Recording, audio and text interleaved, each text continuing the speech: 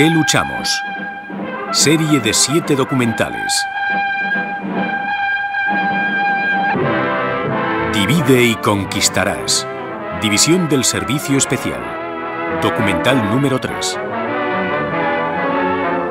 Producido por el Departamento de Guerra, División del Servicio Especial, Fuerzas del Servicio de la Armada, con la cooperación de Signal Corps.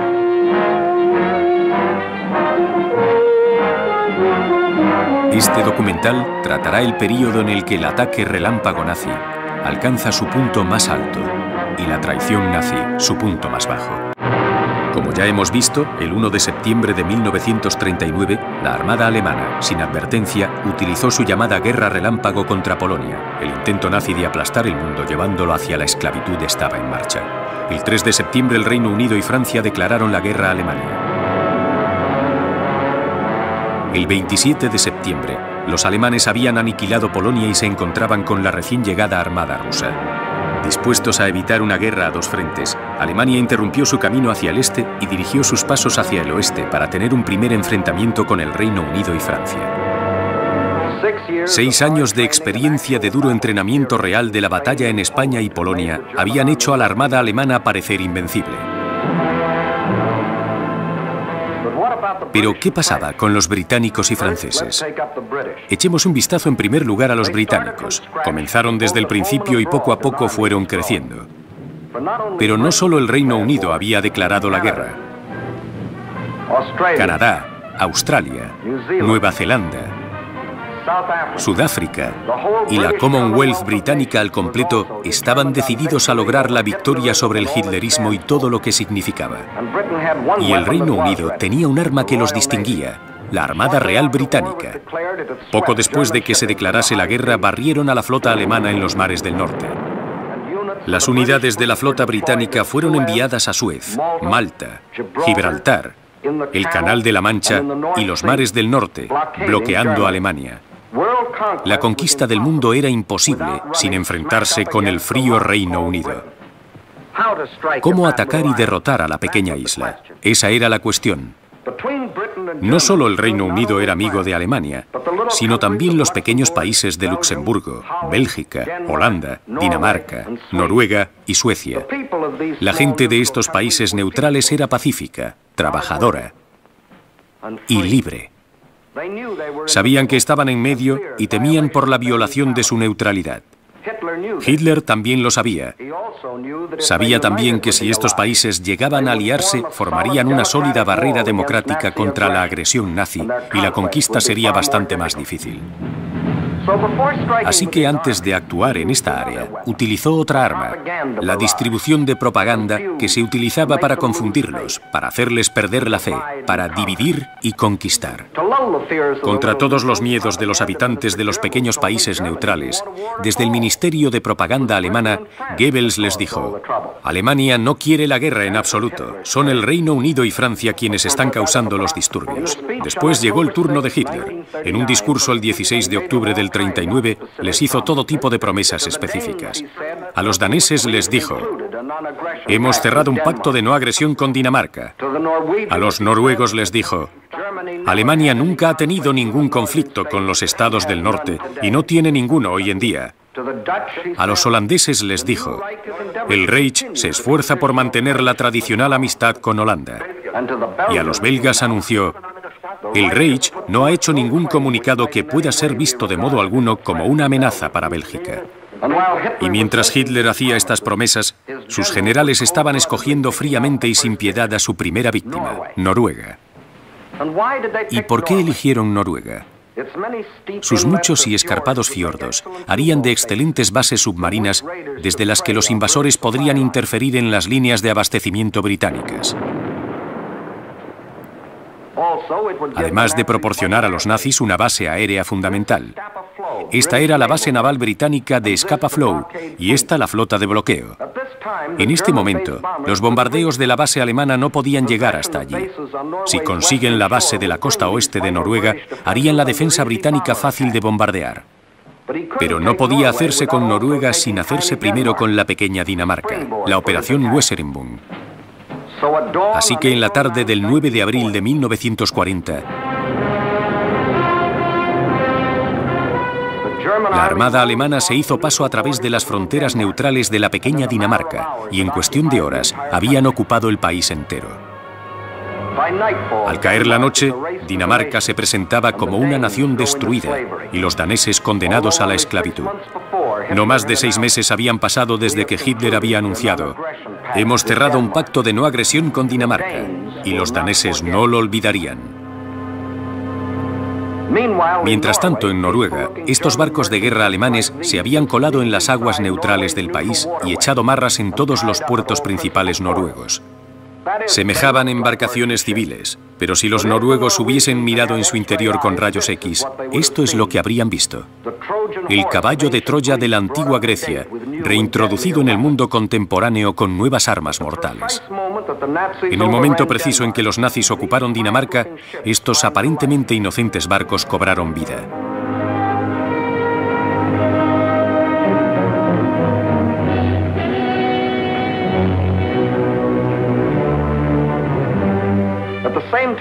Al mismo tiempo, los buques de guerra nazis se hicieron ver a lo largo de toda la línea de costa y comenzaron a avanzar hacia los fiordos noruegos. Barcos de guerra, de transporte, tanques, hombres, aviones, todos avanzando de manera simultánea sobre un país indefenso. Los bombarderos comenzaron a aterrizar en los aeropuertos noruegos. No hubo imposición por parte de Vidkun Quisling, que vio la oportunidad de favorecerse si suprimía la resistencia. Los barcos nazis avanzaban como armas silenciosas hacia la costa. Este fue uno de los actos de traición más increíbles que el mundo ha conocido nunca, convirtiendo a Vidkun Quisling en la figura del dolor, poniendo en boca de todos la palabra traidor. En la tarde del 9 de abril, los alemanes tenían el control completo y todas sus fuerzas de batalla llegarían por la mañana.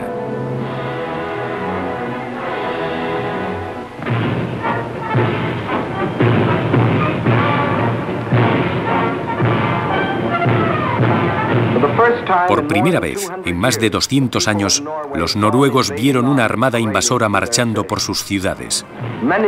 Muchos de estos soldados nazis que presumían de ser los conquistadores en 1940 habían estado en Noruega 20 años antes como niños refugiados alemanes, cuidados y alimentados por los amables noruegos. Ahora estos mismos alemanes habían vuelto para devolver esa amabilidad con terror y destrucción. Una vez que habían ocupado la capital, los nazis se hicieron camino rápidamente en todas las direcciones, pero los leales noruegos consiguieron frenar el frente alemán en Hamán y el Bærum.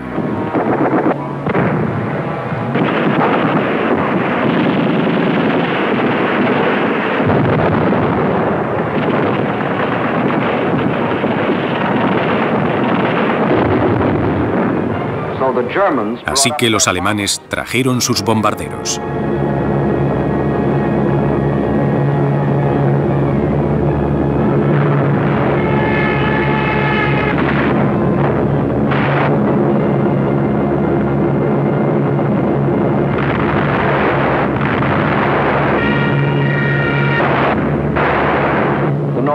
Los noruegos se vieron forzados a huir hacia el norte bajo el constante ataque aéreo alemán. Fue entonces cuando el capitán Robert Lossey, un militar americano, fue asesinado. El primer militar estadounidense en perder la vida en esta guerra. Mientras, los nazis se habían desplegado por todo el país. Pequeñas patrullas habían ocupado los pueblos estratégicos.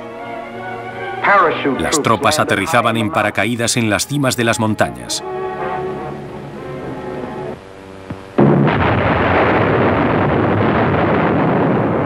Los bombarderos provocaron que los indefensos ciudadanos tuviesen que huir e instauraron el terror.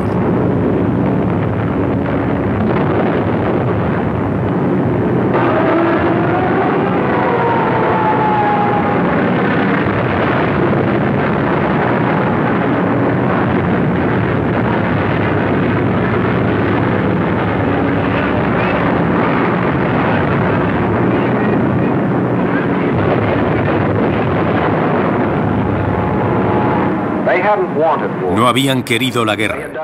Habían hecho todo lo posible para evitarla. Con la esperanza de escapar de la ofensa nazi, se habían comprometido con la democracia y fracasado de forma trágica.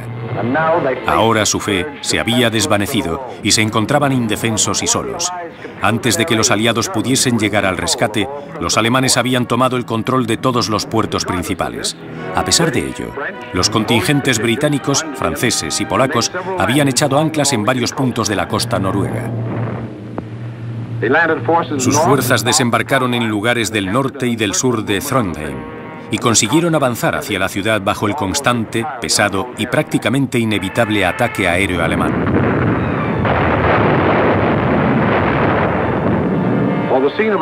Era ahora cuando entraban en acción los aviones británicos. Traían portaaviones, pero estos se encontraban en desventaja frente a los aviones alemanes. Ahí está la muestra de la batalla desde el aire. Donde se sufrieron grandes destrozos, se produjo también una situación de desesperanza. Más al norte, en Narvik, tuvieron mayor éxito, causando fuertes pérdidas a la flota nazi.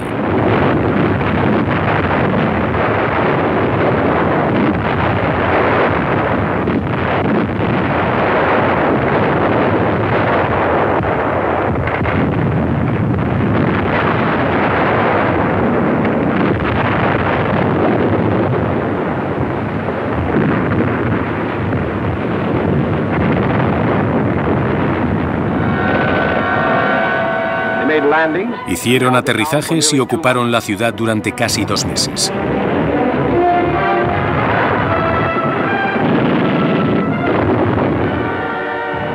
También capturaron a sus primeros prisioneros de la actual guerra. Nuevamente, la abrumadora superioridad de las fuerzas nazis fue un factor decisivo. Los aliados se vieron forzados a retirarse bajo el aterrador estruendo de los bombarderos.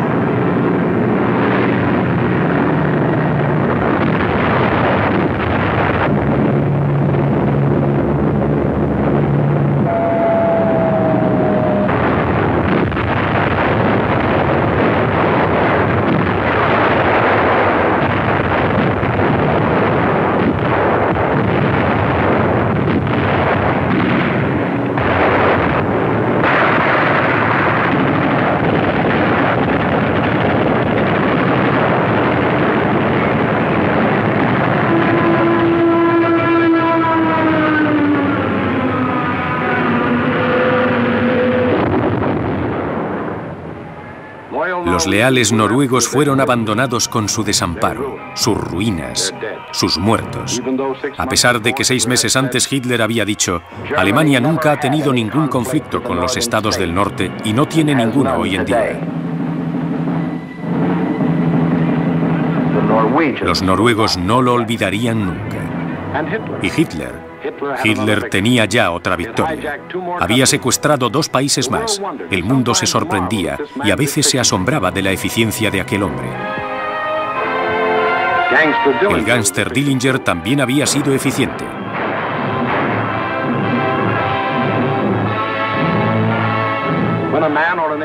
Cuando un hombre o una nación escoge un camino sin considerar la ley de Dios ni la de los hombres, tiene más posibilidades de ser más eficiente que sus víctimas. Tenían policía para tratar con el gángster Dillinger, pero no la tenían para luchar contra el gángster Hitler. Así que llevó a Noruega a la sumisión y consiguió lo que quería: bases para usar contra el Reino Unido. Ahora tenía el enclave norte y un enorme margen de movimiento. Si avanzaba a través de Francia, tendría el enclave sur. Bloqueando por los 2 bordes y aplicando un ataque bomba masivo, podrían debilitar a los británicos para finalmente invadir las islas. Una vez que se hubiese hecho con el Reino Unido, podría avanzar en cualquier dirección hacia la conquista del mundo. Su siguiente movimiento iba a ser, obviamente, atravesar toda Francia para conseguir el enclave sur. ¿Cómo iba ésta a afrontarlo?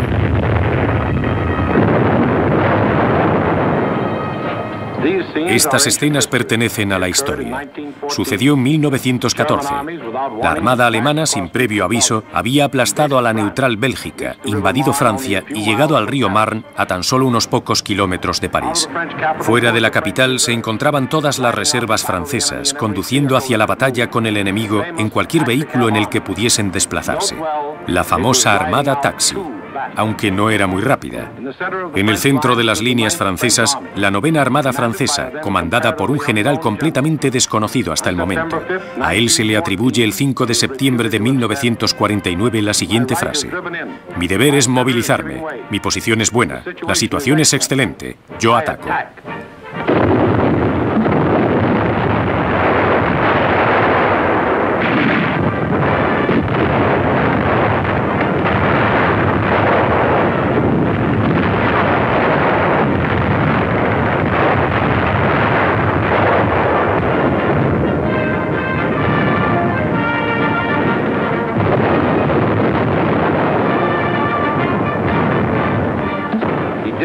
Y atacó. La armada alemana estaba desconcertada y París estaba salvado.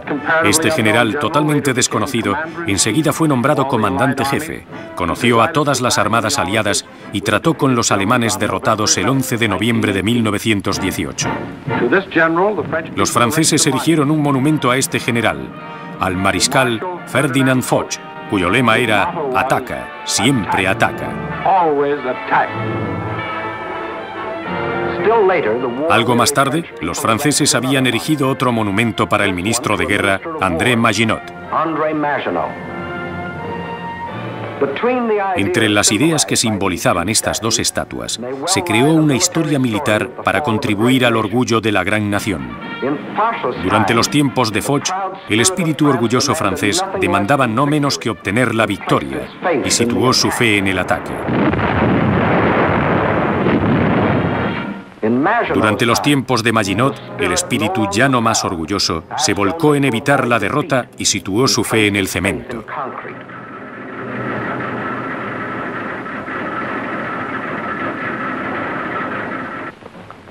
Así que los franceses construyeron una línea de fortificación a la que llamaron la línea Maginot. Estos tremendos bastiones fueron construidos en las profundidades del suelo francés. Estaban conectados por pasadizos y vías subterráneas, protegiendo a Francia en las fronteras meridionales con los ojos puestos en Alemania. Y cuando Francia se vio forzada a declarar la guerra contra la amenaza nazi, las tropas francesas, en vez de atacar, marchaban hacia el interior de sus modernas cuevas, a la espera de que los nazis se chocasen con la línea Maginot.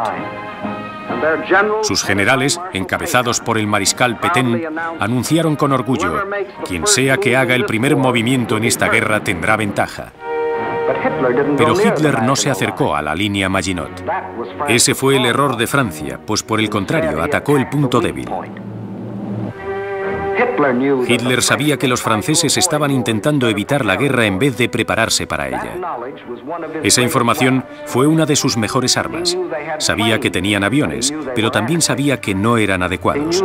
Sabía que tenían tanques, pero también sabía que eran pocos en número y probablemente poco armados. Pero lo que era más importante, sabía que Francia se había convertido en una nación cínica y desilusionada. ¿Qué había provocado este cambio en el espíritu francés? En primer lugar, entre 1914 y 1918, Francia había sufrido más de 6 millones de pérdidas humanas en su intento heroico de defender su tierra de la invasión alemana. La flor de una generación entera se había perdido con el estímulo de nueva sangre, nueva determinación, nuevos ideales. En segundo lugar, la fe en los nuevos líderes de las naciones sobre las cuales los franceses habían volcado todas sus esperanzas de paz, la corrupción en muchos lugares, toda clase de declaraciones injuriosas, todo combinado, agitó la fe francesa en los ideales democráticos. Y cuando la gente pierde la fe en sus propios ideales, es el momento perfecto para que se expandan las incitantes palabras del diablo. Francia todavía asemejaba a un castillo infranqueable, pero las termitas políticas de Hitler habían comenzado a hacer mella en la unidad nacional y estaba listo para el combate.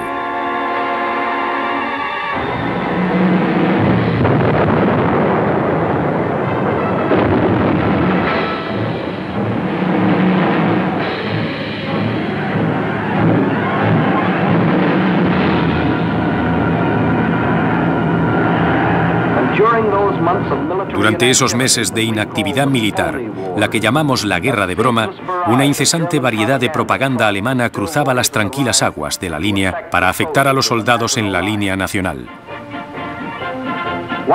¿Por qué peleas?, rezaban las pancartas. Se enviaban notas amistosas con globos. Bandas alemanas tocaban sinfonías francesas y la radio alemana se retransmitía en francés.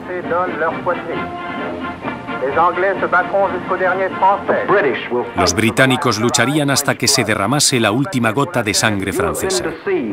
Habéis sido engañados. Esta era una guerra imperialista para los británicos. Nosotros, los alemanes, no queremos nada con Francia. ¿Qué estarán haciendo vuestras mujeres en casa, soldados? Los británicos se están instalando en nuestros pueblos. Francia estaba lista para ser atacada. La fuerza nazi al completo estaba girando hacia el oeste. ¿Cómo iban a atacar esta vez? ¿Por el centro, como en 1870? ¿A través de los Países Bajos, como en 1914?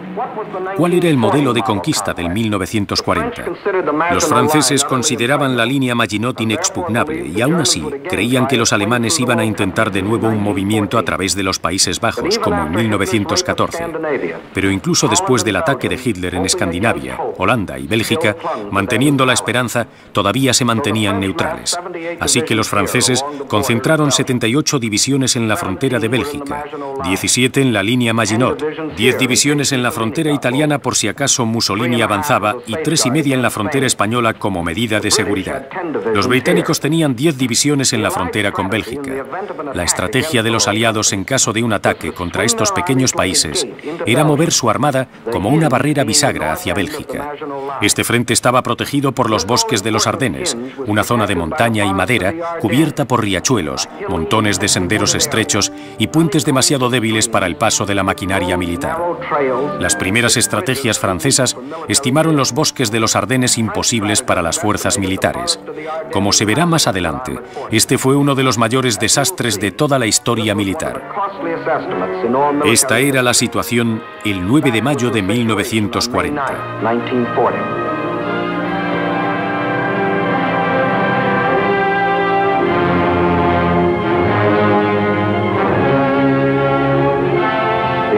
La hora del juicio había llegado.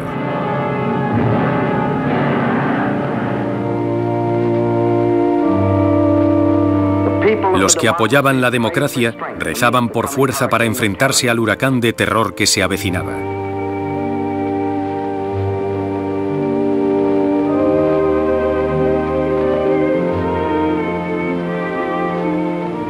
Pero al otro lado de la frontera,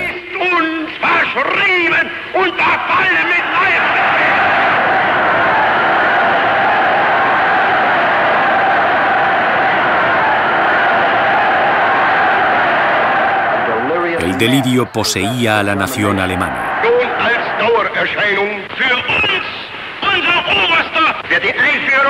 Der Allgemeinen immer wieder herniedersteigen. Und dass man die Wahrheit über Deutschland berichtet. 50.000 Mann auf den Baustellen. Der ganz Deutschland erfasste. Überall herrscht seit einem Jahr Regen. Und für den deutschen Ex. Die Reinheit seiner Rasse hält. Hitler aber ist Deutschland wie Deutschland. Deshalb innerlich nicht zu uns gehört.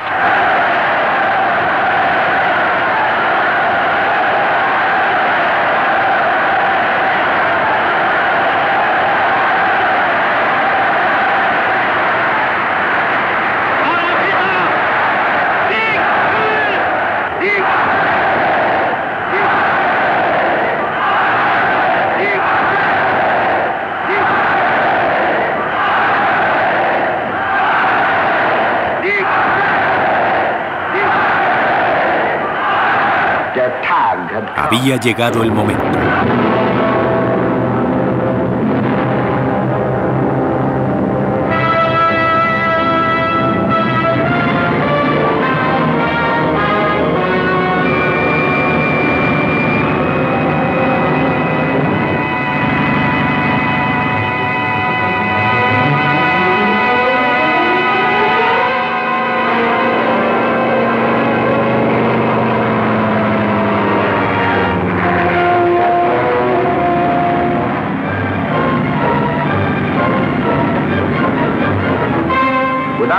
Sin ni siquiera molestarse en declarar la guerra, la Armada alemana lanzó un ataque coordinado a través de las fronteras neutrales de Luxemburgo, Bélgica y Holanda desde la línea Maginot, dirigiéndose al mar por el norte.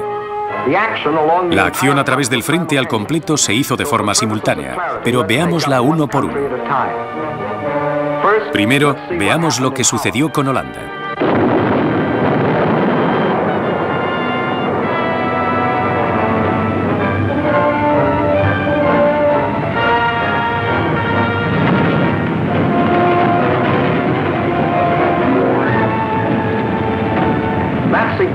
Las fuerzas de tierra nazis arrasaron las fronteras improvisadas, pero el ataque principal vendría por aire, volando muy por encima de las líneas de defensa.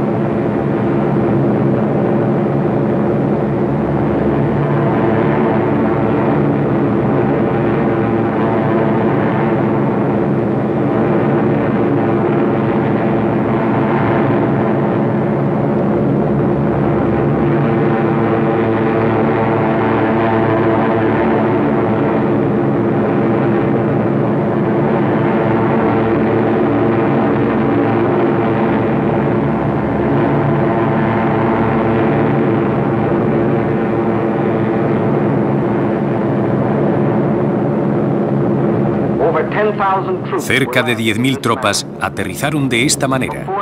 Antes de que los ciudadanos estupefactos pudiesen verlas, ya sabían que estaban en guerra. Estas tropas, especialmente entrenadas para ello, se hicieron rápidamente con el aeropuerto y las zonas aéreas de la ciudad.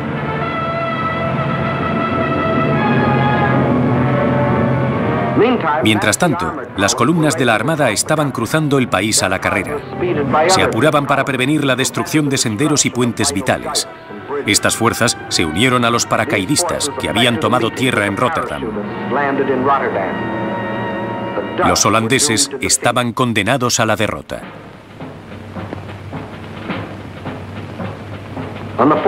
En el cuarto día de ocupación, los nazis dieron al general holandés un ultimátum.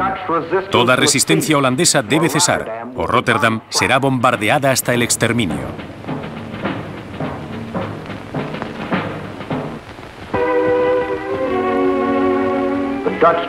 El general holandés no tenía elección. Para salvar las vidas de sus ciudadanos, aceptó las condiciones alemanas, pero después de la rendición incondicional, los nazis bombardearon la ciudad de todas formas. Los bombarderos alemanes sobrevolaron a poca distancia del suelo el centro de Rotterdam y lo hicieron sin cesar.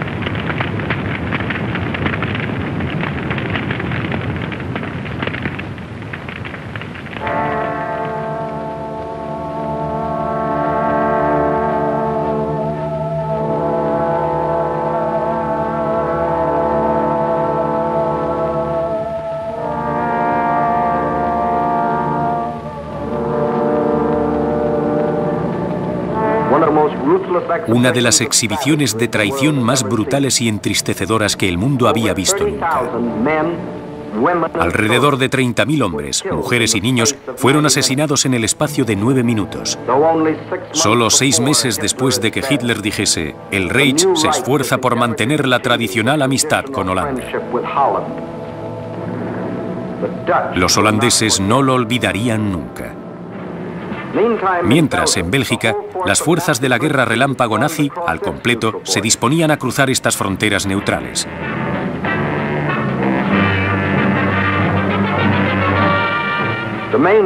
La línea principal de fuerzas nazi se dirigió al canal Albert por la línea del río Meuse, donde se encontraba Iden-Imael, una fortaleza moderna y aparentemente impenetrable. Los alemanes habían construido en secreto una réplica exacta en Checoslovaquia y no tenían intención de atacar hasta que conociesen todos los detalles sobre la construcción de la fortaleza y todas sus debilidades. Cuando llegó el verdadero ataque, fue masivo.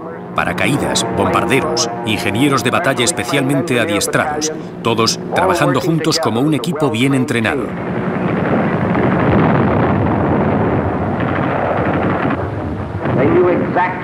Sabían exactamente por dónde tenían que cruzar el río.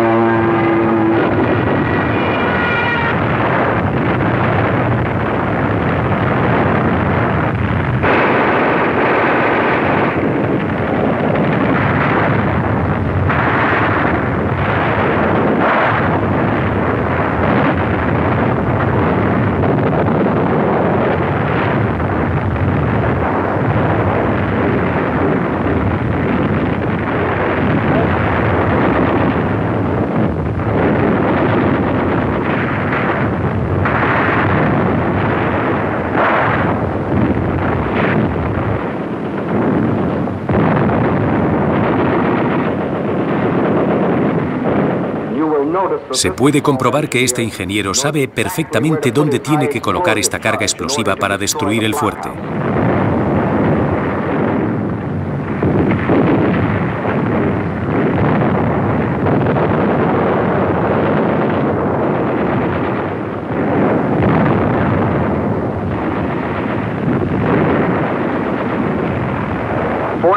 El fuerte Iden-Imael resistiría el ataque nazi exactamente 2 días, y las tropas nazis continuaron haciéndose paso. Mientras tanto, 1 hora y media después de que comenzase la invasión alemana, las tropas aliadas cruzaron las fronteras francesas y belgas para enfrentarse con el ejército alemán.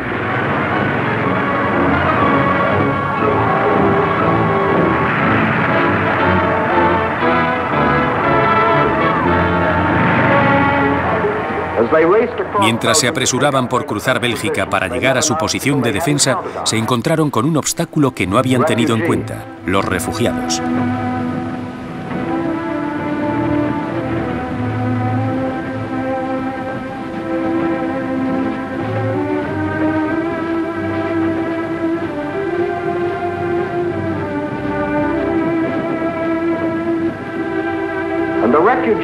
Y los refugiados no escogieron ese camino por casualidad. Los nazis habían bombardeado metódicamente los pequeños pueblos y aldeas, no para matar, sino para conducir a los habitantes hacia el sur por el mismo camino.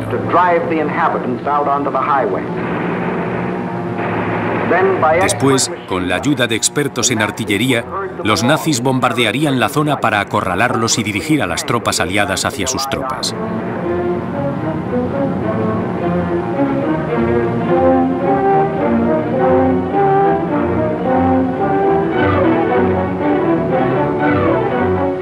Los refugiados fueron usados como un arma de guerra, una nueva estrategia de batalla.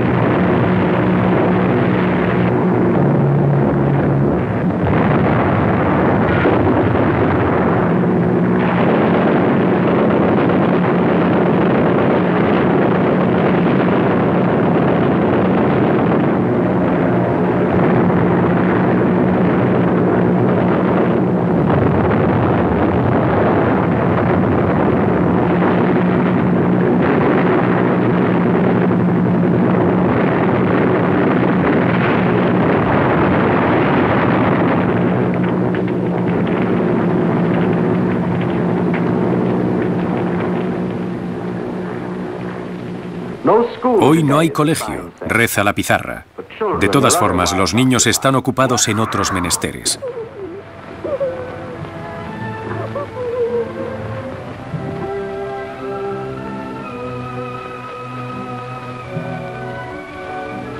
No, hoy no hay colegio.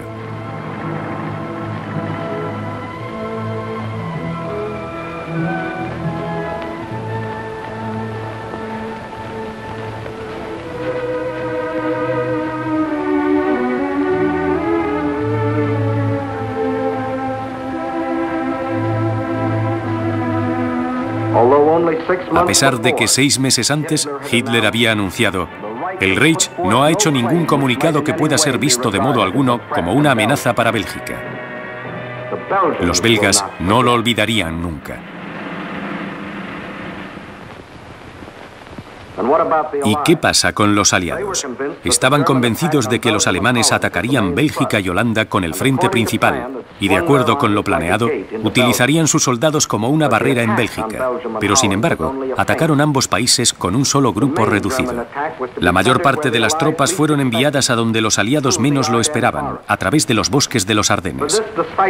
Para este golpe decisivo habían reunido en secreto el mayor número de fuerzas de ataque que el mundo había visto nunca, incluyendo 45.000 vehículos armados.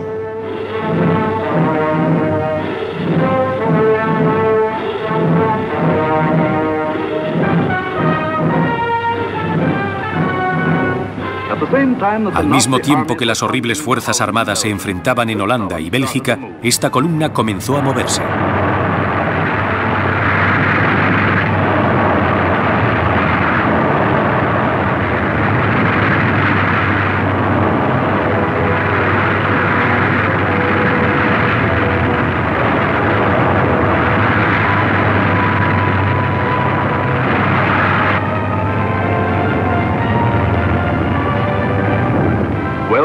Primero fueron los ingenieros de batalla, muy bien entrenados.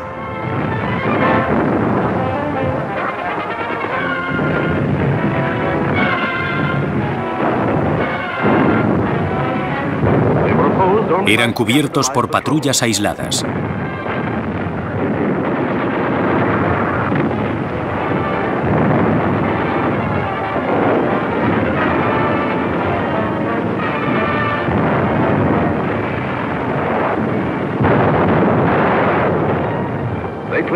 Limpiaron los caminos para defender la columna.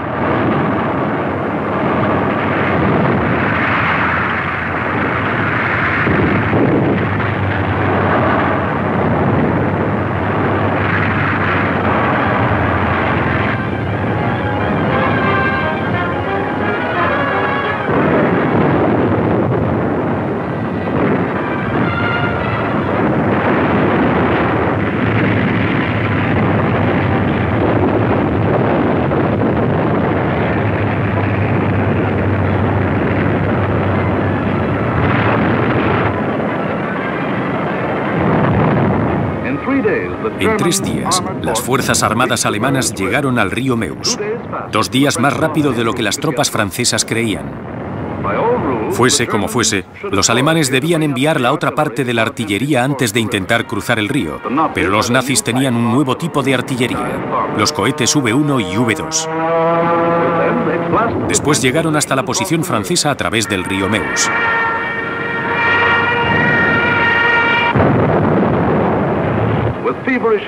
Los alemanes se dispusieron a cruzar el río con cualquier cosa con la que pudiesen disparar.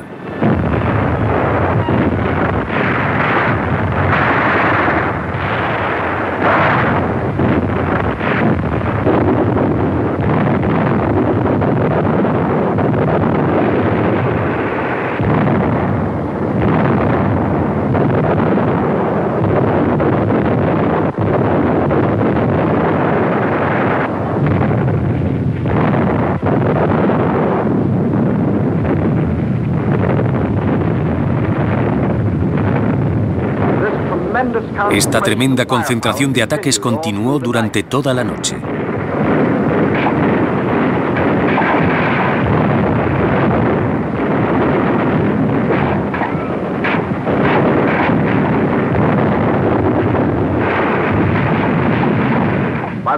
Al día siguiente, los soldados pudieron cruzar el río.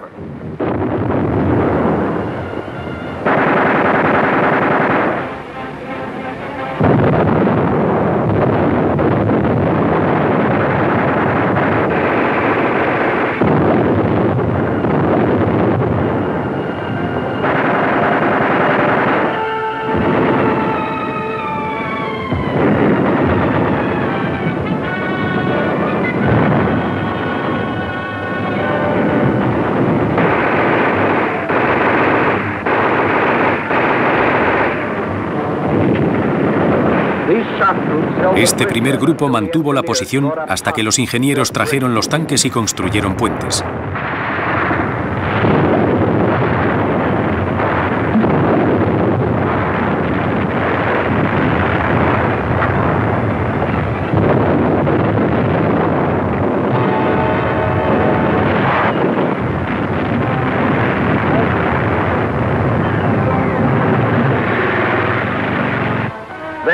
Después, a través de estos puentes, y sin perder ni un segundo, la mayor parte de las fuerzas armadas de la maquinaria militar alemana se dirigieron a Sedan.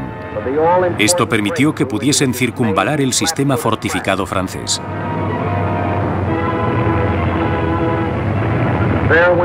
Ahí se iba la esperanza para los aliados. Era solo cuestión de tiempo. Observen el mapa mientras uno de nuestros oficiales de inteligencia explica los detalles de la penetración alemana.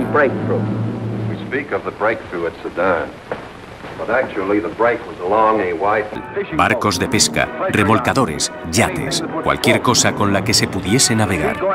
La gente del mar británica venía para rescatar a su armada. Por encima de sus cabezas, aviones de guerra británicos intentaban despistar a los alemanes.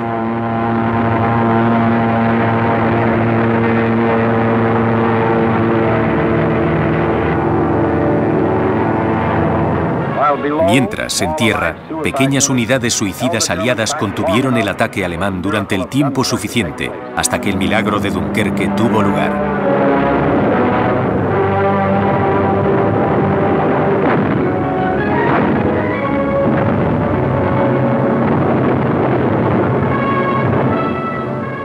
$211.500 tropas británicas, más 112.500 tropas francesas y belgas fueron rescatadas.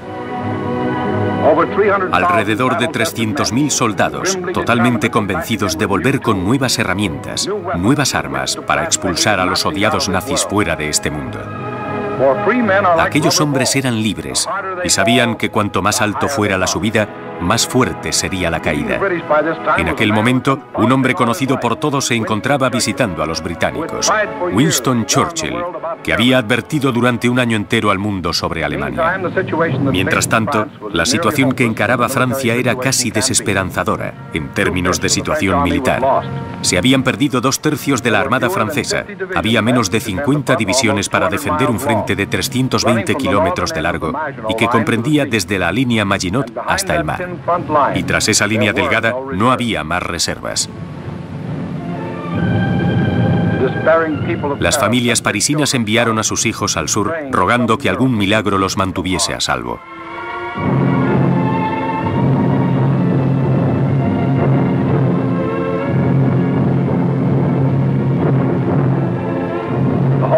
Los soldados sin esperanza de la armada francesa, sin armamento ni equipo adecuado, esperaban la llegada del ejército alemán. The French resistance was determined, but by June 8th, the left flank army had been shattered, and a general withdrawal was ordered to the line of the Marne and the Seine. On June 9th, the German main attack came. Within 2 days, the German armored and motorized divisions roared out into the open terrain. With this breakthrough, the issue of the Battle of France was decided, and from that time on, there was official talk of an armistice. Now, what about the famous Maginot Line? Let's go back and take a look. On June 14th, the Germans launched 2 attacks against the Maginot Line. In both cases, penetrations were effected.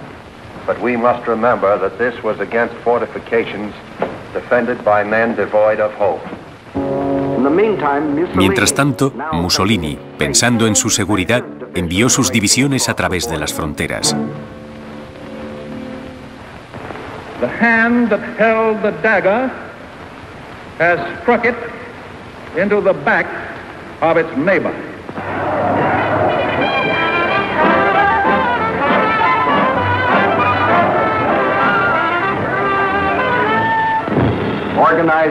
La resistencia organizada en Francia ya no era posible. El gobierno tenía dos opciones: retirarse hacia el norte de África y continuar desde allí, o abandonar la lucha. Los líderes franceses eran todos viejos y estaban cansados, y el mayor y más cansado de todos era el mariscal Pétain, cubierto por Edgar Neville, que vio en la victoria alemana su oportunidad de conseguir poder. El 16 de junio, Pétain pidió el armisticio. Las noticias llegaron a Hitler, que recibió la noticia de la caída de la gran nación de una forma muy peculiar. También fueron peculiares sus condiciones para el armisticio.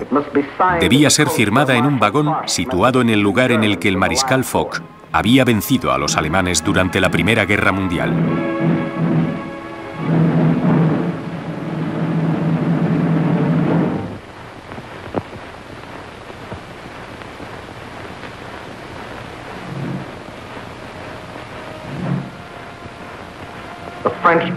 La delegación llegó para pagar el precio de la desunión francesa y la traición de alguno de sus líderes.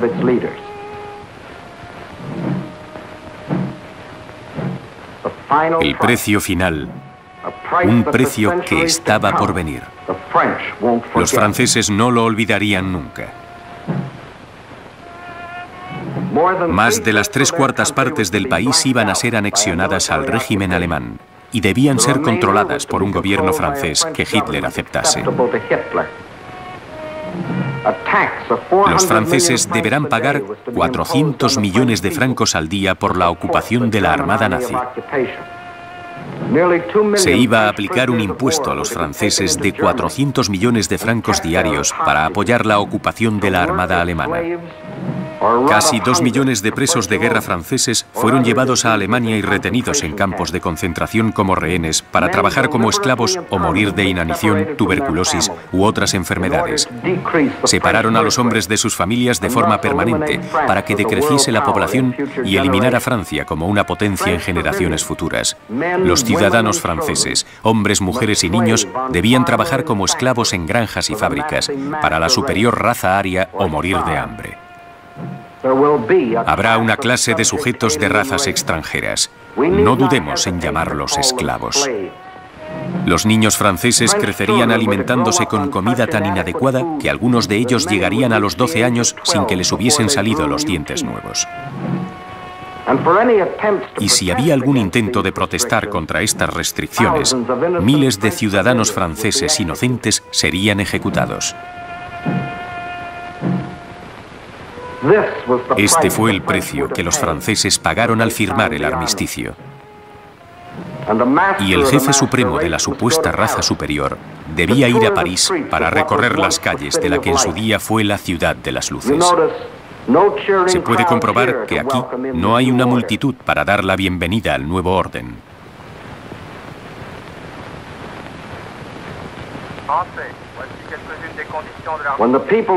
Cuando los parisinos volvieron a las calles, fue para escuchar la voz de los dictadores diciéndoles lo que debían hacer,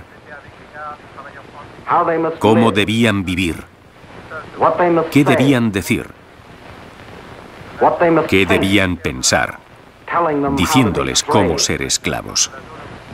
Atrás queda la República Francesa. Atrás queda el discurso libre y la libre representación gubernamental. Atrás queda la libertad, la igualdad y la fraternidad. Estos son los franceses. Con las orejas escuchan, pero la mente y el corazón están al sur del Mediterráneo, donde las tropas del régimen se dirigen hacia África, fuera del alcance de los nazis. La gente llora viendo marchar a sus glorias de guerra, pero todavía no saben que Francia tiene esperanza.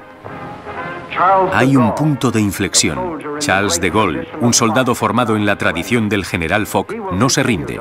Continuará la lucha, congregando a un ejército francés leal por todo el mundo, que se convertiría en la Armada Libre Francesa, los franceses combatientes.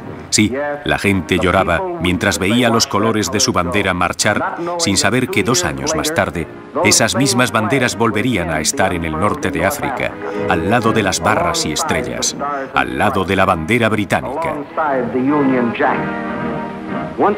Una vez más, sus líderes, el general de Gaulle y el famoso general Giraud, se unían por una causa común con el resto de los líderes de los aliados. Una vez más, se alzará en lo alto el rojo, blanco y azul de Francia. Contra las cenizas de la derrota y la humillación de Francia, su espada se alzará de nuevo.